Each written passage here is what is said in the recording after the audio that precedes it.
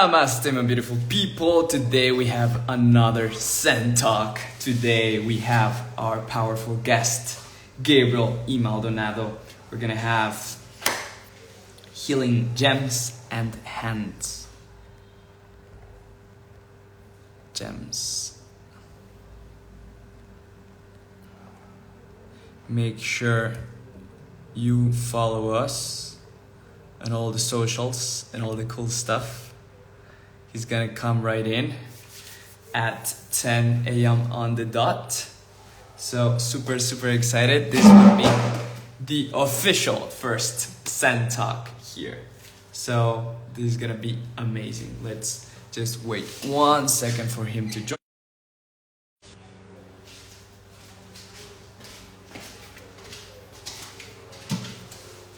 All right, let's invite him over. Let's invite him over.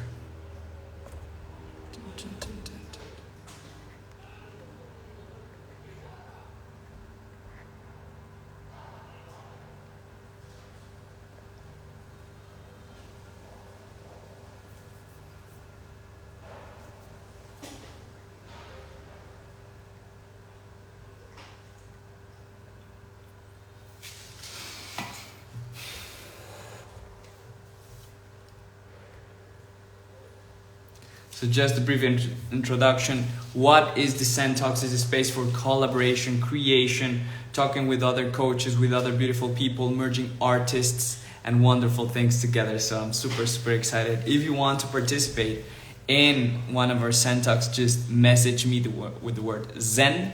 And we'll book a call together and we'll just have fun, share a little bit of your story and do wonderful things. So right now we have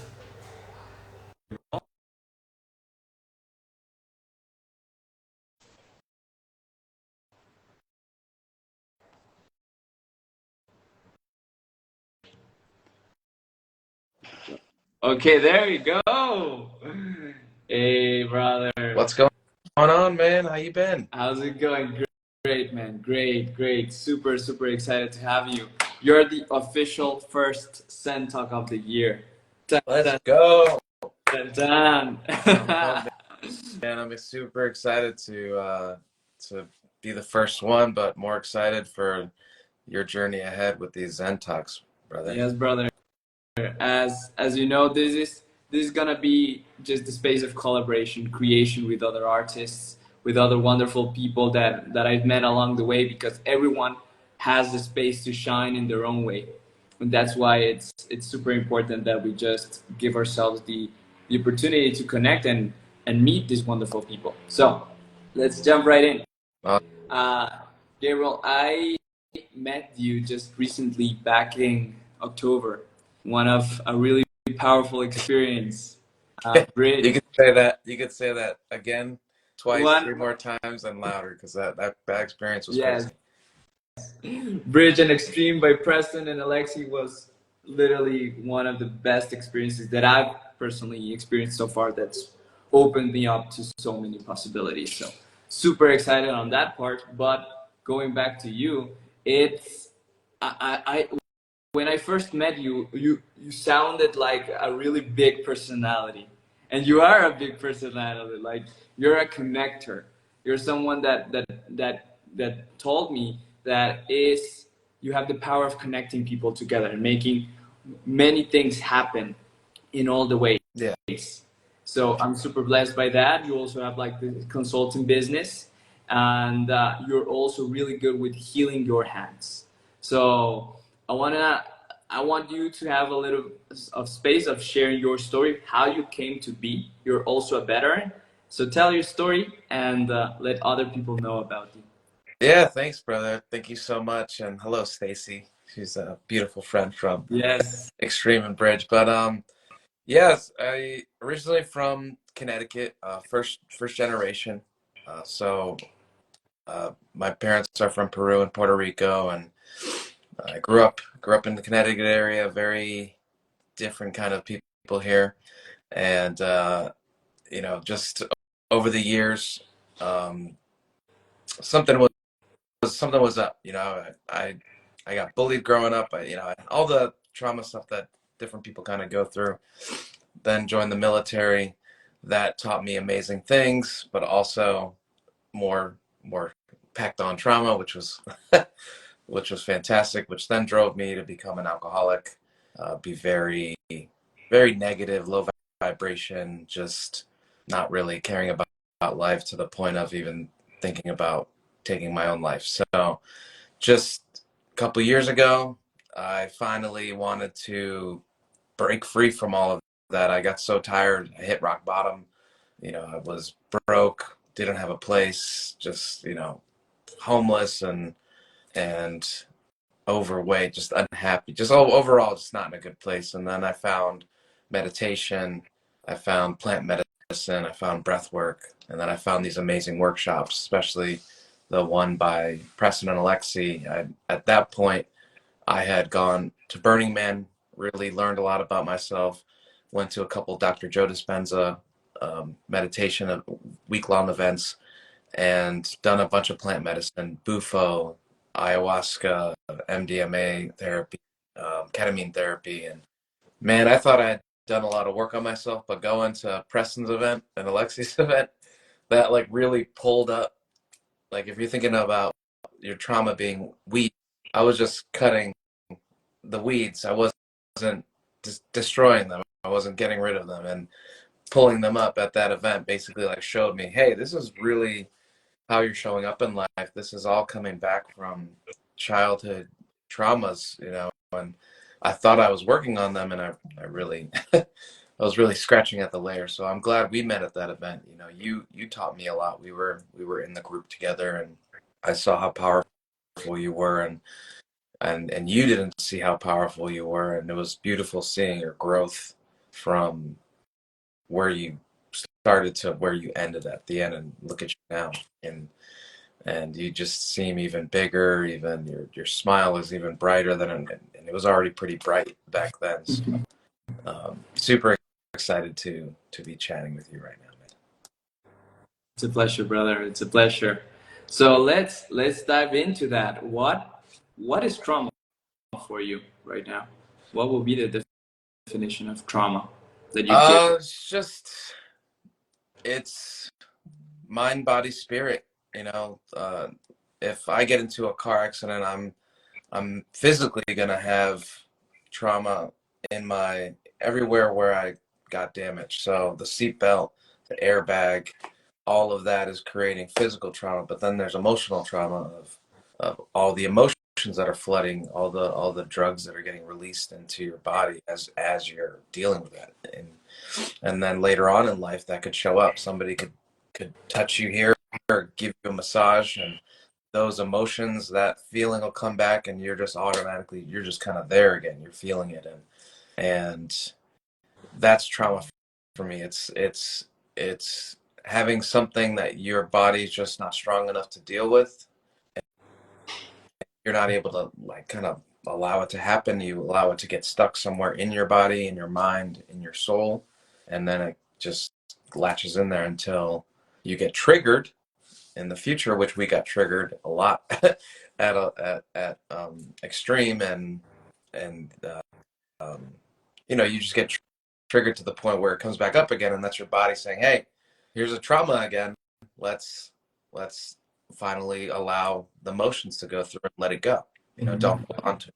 So for me, that's trauma. And from the trauma that you've experienced so far, because you told me you were bullied as a child, you had a different culture growing up as well, and then you went to the army. What were some of the underlying traumas that went through, like maybe one or two, that you've been able to process them, and how have you been able to process Yes. them? So about 2.5 years ago, I went to a conscious entrepreneur retreat in Miami, and that's actually, it was even a little bit before then. My business partner Todd, he big shout out to him. He helped me a lot. He introduced me to breath work and to really sit down and meditate. So we were starting a business together, an app, and he had doing a lot of work on himself. He had done at least like 200 plus ayahuasca journeys himself, and over the last years, he cured himself of cancer. And I didn't want to just work with him. I wanted to learn from him. You know, he became, he's been a friend for many years, and I he was just manifesting and law of attracting all these awesome things. And I'm like, I want that. So, that was really, he was the start of my journey. And then the event in Miami, meeting all these like-minded conscious people, they were all happy, all beautiful people. And I'm just like, why can't I be like that? You know, I I say I'm happy, but I'm really not. And I'm not feeling it, you know, I'm faking it to make it, which was just not working anymore. And then I met Aiden Utinger. He is now a close friend. I was just in the Philippines with him for the last month, and ayahuasca became my next step, and that opened my mind to, I'm literally, we're all connected in a weird, fantastical, awesome way. And by me hurting you, I'm hurting myself. And Mm. when I meet you or others that were at Alexi and Preston's event, they were all different triggers to me. They were all different. They were either reminded me of my sister, reminded me of my mom, or reminded me of different versions of me in my life, you know. And it was nice to have that all come up and deal with it and work through it and move past it, you know. Awesome. Great. Love it, man. Thank you for sharing that. And it's super good to just like hear you speak about those moments and those mentors, those friends, those connections, because we're all healing each other. Yeah. And so that first mentor, you said Ted, then you said ayahuasca was a teacher, and then you say another person plus now like bridge and experience. You also mentioned that the breath work, and breath is super important nowadays because people have also forgotten how to breathe. How has that supported you? Oh, immensely. I mean, I don't know if Amy Barsky's still on, but shout out to Amy. She gave us a powerful breath work in at the or she gave you guys a powerful breath work at the event, but I got to experience her breath work in Burning Man months prior, and it was incredible. I mean, the emotions that, you know, what well, one, like you said, people aren't breathing right anymore. People, you know, from what I've learned, it's people don't really breathe deep into their belly because that's a vulnerable spot for them to let go, to just release. And breath work allows you to do that because you don't have time to think. You're laying down, or maybe you're sitting up, and you just kind of get lost in the breathing, and you finally allow yourself to just let go of your stomach and just feel. And then all these emotions rush in, and I mean, I cried like a baby, and I got angry, I screamed, I laughed a lot. I mean, I was living in the moment, which is how we should be living presently, you know. If I'm happy, be happy, you know. But then if something happens and I'm sad, be sad, but don't let the emotions rule you, and don't get addicted to the chemical reaction that's going on in your head from, and this is my opinion, you know. So, Yeah. How are you operating now after this healing? What what are the things that you notice of your existence right now on a daily to day basis, and how could you like reflect on that after the whole healing phase? What's different? ego for sure, and learning to not be in a rush to heal. You know, I did something pretty wild over the last year, which was doing a bunch of different plant medicines, a bunch of different workshops, going to a bunch of different festivals, and just not allowing myself time to integrate, which then I kind of got to the point where I couldn't separate reality from the 5D, you know, whatever, from the mystical stuff. And then I started getting paranoid, and because my brain was just overloaded with feelings and emotions, and was having trouble processing. So definitely knowing that my ego had a lot to play with pretty much everything in my life, and that integration is very important, and not feeling rushed to heal, because it does take time. I mean, I have 30 until I really started working myself. I had 35 years of trauma, and I'm expecting to try to fix it in 6 months, and it's not going to happen, man. So just being more graceful. I'm not thinking of the right word, but being, honoring myself and being okay with where I'm at is really important. Yeah. Yeah, I love that. Love that. And yeah, it's you we want the healing, but we also get to experience the process of healing. It's not gonna happen, as you say, like in 6 months. It's an evolving process, but I see you also like so much changed as well. Like just in the past couple of months as well, you're like shining in a different light. Um, and you're still living, you're still like creating and doing all the work. So what are the projects that you're working on right now while you're still Yeah. integrating, and how, So one what's of the scope that you go into? one of the I'm sitting in one of my projects right now. I'm doing a collaboration with my beautiful sister. She's amazing. She owns Fresh Wax Bar here in West Hartford, Connecticut, and she's an esthetician. She also has a massage therapist here, and I wanted to introduce biohacking, which is this vibration and sound bed that I'm sitting on. And you put these beautiful headphones on. It plays like these specific frequencies and tones and different nature sounds. You're hearing like a variety of sounds to help trigger a response. And this bed will vibrate to the music at Wow. certain intervals, which I'll play a song in a second to see if you can hear the vibration. It's pretty loud, and it's great. I mean, I just had a veteran friend come on and try it out last night, and he's has a lot of PTSD from the military and from childhood, had a lot of loss loss in life, lost a lot of people, and hasn't really brought in new friends because not afraid of them dying or anything, but just more so afraid of losing them in some way. Mm.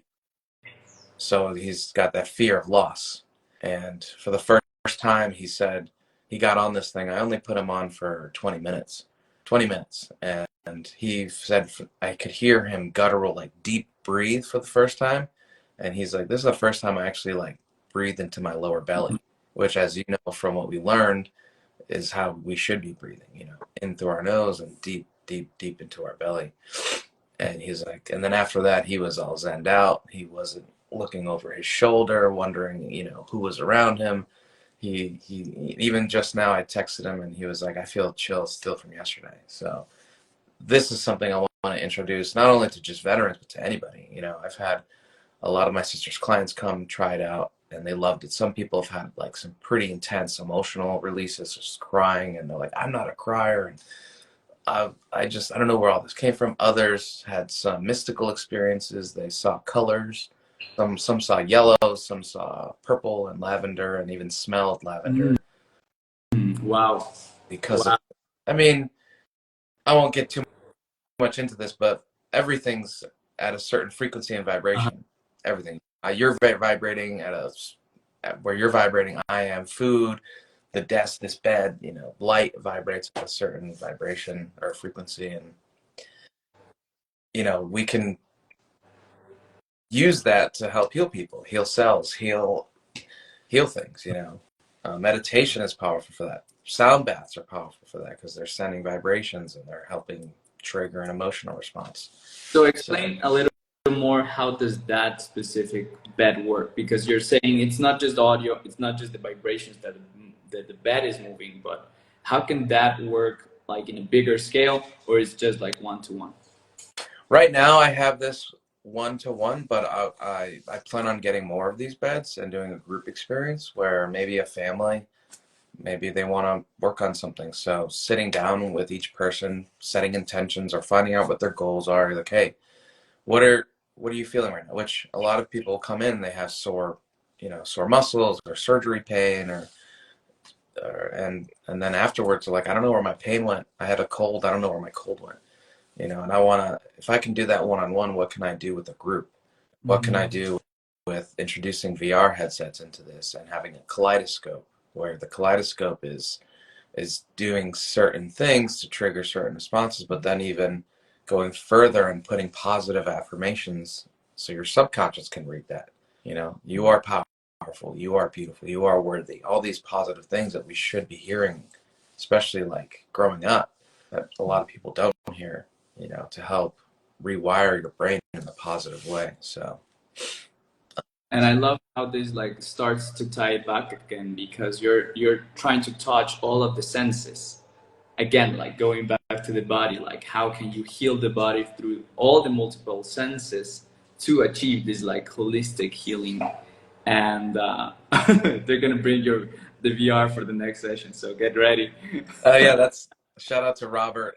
He was the veteran that tried it out, That's and I great. will be actually potentially creating a podcast where we talk about our journeys because, um, we're both coming from similar but different walks of life. I'm a Marine. He was in the Air Force. He went overseas. I didn't.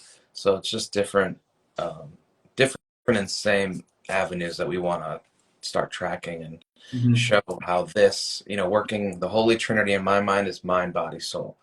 You Mm. can work out your body, but if you're not working out your mind and your soul, you're lacking. So if you can work out all three, make them stronger body to be able to take life, a stronger mind to be able to take what people say or how they act, and a stronger soul to love bigger and you know. Love it. So the life as a Marine, what was that like in terms of the lessons? Not necessarily what caused in you, but the lessons that you are applying into your life, because not everyone has the privilege of becoming that, and you consider that as a privilege as well. Yeah, for a long time I gained so being bullied I felt really small. Mm-hmm. When I joined the Marines I felt big, I felt bigger, I felt stronger, I felt worthier in a sense, but it wasn't the right kind of worthiness. It was egoic, very, very ego driven, which, in the military you kind of need ego. Um, I learned a lot. I mean, I had an amazing yet average experience in the military. I didn't really do anything special. I mean, okay, I take that back. Every job has a purpose in the military, and I worked with airplanes, and I was basically like a project manager. Um, I more so, it was college time for me, and because of the unhealthy habits that I had growing up, and being around heavy drinkers and alcoholics in my family, I I became one in the Marines. Instead of allowing me to feel angry or feel sad, I would just drink my problems away. I would just drink so I would feel numb, so I wouldn't feel things. And then over the years, it got worse, and that was one thing that the military kind of, it's, you don't really talk about your feelings, you don't really talk about anything. You be a man, be tough, do your job, show up on time, and when you're out, party hard, work hard, party harder. Mm-hmm. Yeah, like going echoing back on that part, like how many people who might be in the military or Marines are traumatized and are like enhancing the trauma by being in those I spaces. mean, you were in the same workshop I was. We only had two veterans in there, and the rest were all, you guys were all civilians, and 95% of us all had some type of or 100% of us had trauma, but 95% had a specific type of trauma. And I don't know if I should share, but for me personally, I've had sexual trauma and a lot of from Hispanic family. I don't know if you've heard this, but when I came back from boot camp, I was super skinny, and my family's like, "You're too skinny. You need to gain weight." So then I'd gain some weight, and they're like, "You're too fat." And it was just never this. Nothing was ever good enough, you know. Yeah.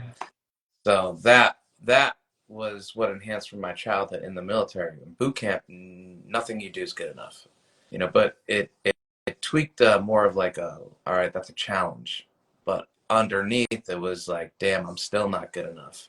And then that's where the alcohol would be like, you know what, alcohol makes me feel good, or at least I thought it made me feel good until the next day, or when you're hungover and feeling like shit. Yeah. Yeah. And that part, what you just said, I'm talking a lot about like living in dichotomy, because understanding there are two concepts. Like, it's okay if you have to improve, but you also have to be okay with and being happy with what you are right now. Right. But if you're only wanting to improve and you're not being okay with what you are right now, there's this disconnect, and you will actually sabotage yourself into becoming that, because it's never enough. Yeah. Yeah. Yeah, I definitely did in the past I sabotaged myself a whole hell lot. And I also just wasn't, you know, words are powerful, as you know, you're spelling words, you're spelling letters into words, and you're casting spells, you're putting out energy. So if you wake up saying today's going to be a bad day, it is. You're attracting that. You're vibing at that frequency. And that's how I I don't know. It was weird in the military, but because it was great, but it wasn't at the same time. Like I look back now and I'm like, man, I really just like I was really unhappy. I was really miserable, and but I was very happy because I had community. You know, when I got out, it was so different. I felt so alone because I didn't have, you know, you'd get home from work, you go to the barracks, and there was 100 people you could hang out with and talk to, different walks of life, learn different things from, which I love learning new things, and it, it's I got super depressed after I got out because they don't really they don't tell you, hey, by the way, when you get out, you're gonna feel alone. You're gonna you're gonna Heads hard, up. it's gonna be hard for you to get along with a regular person, a civilian, because you know getting a job out in the civilian workforce was hard because nobody took accountability for the most part. Everybody's pointing fingers. You know, in the military, it's like, hey, if you fucked up, I fucked up. Like it was me. All right, can we get on with our day? It's not this. Oh, he or you know who left this here, and everybody's just Yeah. like there was only 4 of you here, so somebody had to do it. You know. So it was just like stuff like that. The transition was tough, and I actually became the go-to person for a lot of my unit because I got out sooner than a lot of them did. And they would all, Gabe, Maldonado, yo, I'm having trouble with school stuff, or hey, I'm about to get out. What do I do? And I'd like copy all your paperwork several times over because they will lose your paperwork. Save this, do this. You know, I wanted to make sure that they weren't making the same mistakes, which I was coaching a lot of these guys without realizing it back then. And I've been coaching unofficially for many years. You know, a lot of people would come to me for advice. People say they feel very comfortable around me. They feel like they can just share. And I didn't know why that was until recently of going to these workshops and just learning why. You know, I just have that energy. I have that. I don't know. I just have that people just feel comfortable sharing deep, intimate things about themselves within 20, 30 minutes of knowing me. So, Yeah. Yeah, you're a safe space. You're a safe space, Gabriel. Okay. It flies by when you have fun, when you go. So yes, yeah, part of the Sand Talk also is like giving applicable advice from all the lessons that you've learned, from all the trauma that you've healed. What are the gems? What's one gem that people could take out of this yeah, conversation? yeah. Man, there's so many that I've learned, but one that I just talked with Robert about, RJ, about last night was just forgiveness, Mm. forgiving all versions of yourself, your younger self, your you as a baby till you now. and forgiving anything you've done, and forgiving others, forgiving anybody that's wronged you, because when you carry that, it's just pointless. It's they hurt you because they're hurt. Hurt people hurt people. So just forgive, show love, and just be grateful for life. Be grateful for every day you wake up and you're breathing. That's the way to go. Yeah. Forgive all the past versions of yourself. Love it. Yes, Love definitely. it. So, Mr. Gabriel, how can people start connecting with you? What are you currently offering? You just mentioned the biohacking bed that's just in Connecticut, or are you moving? Yeah, it's here for now. I want to get a couple more and have one in Austin and have one in Tulum, because I love Tulum. I love hosting retreats there. I'm going to be hosting some retreats this year. They can find me at gabriel.hothands, to follow my journey, personal journey. And I'm actually going to be doing a 7-day water fast starting. I was going to start today, but I'm going to start tomorrow. Okay, let's go. I wasn't expecting it to snow, and it kind of threw off my plans. Randori has begun, kind of thing. But no, starting tomorrow, I'm getting ready to do a 7-day water fast and track that journey. But Sexy Beast Safe Space is going to be the podcast that I'm going to be inviting different people and yourself to talk on, and that's going to be something I'm going to be launching here shortly. But yeah, people can find me at gabriel.hothands on TikTok and Instagram, and if any veterans or anybody feels called to work with me, I'd be happy to help them become a better version of themselves. Love it. Love it. There it is, the first Zen Talk of the year, my man. Thank you so much. You gave the hands, you gave gems. Appreciate it so much, brother. Thank you so much. Have a wonderful day. You will have, for everyone that's watching the recording, you will have like Gabriel's usernames and tags and information in the description as well. See you soon. Thank you. Awesome, man.